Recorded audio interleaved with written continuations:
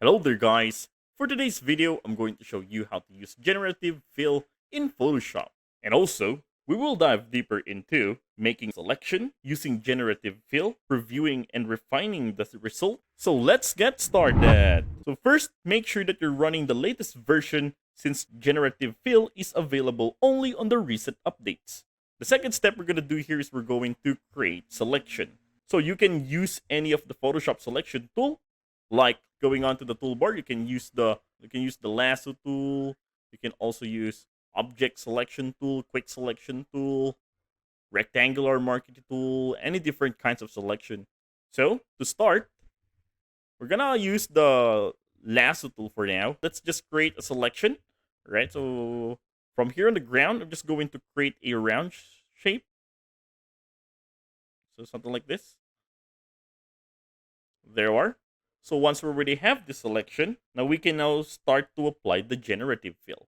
Okay, so as you have noticed this bar, yeah, this is the contextual bar, right, for the generative fill. But if you can't find that, let's hide this one first for us where to find it.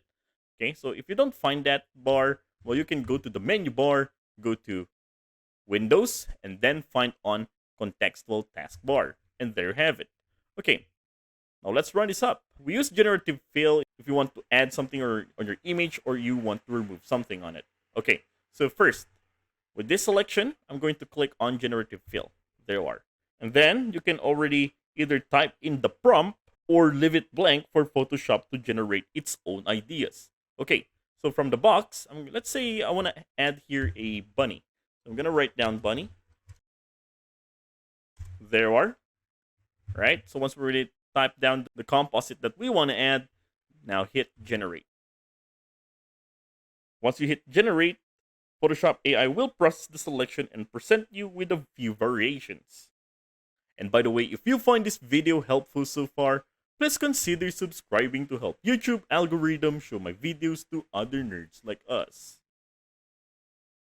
Once done generating, you will notice here that the composite that we want to add on our image is already there. That's the bunny over there. Amazing.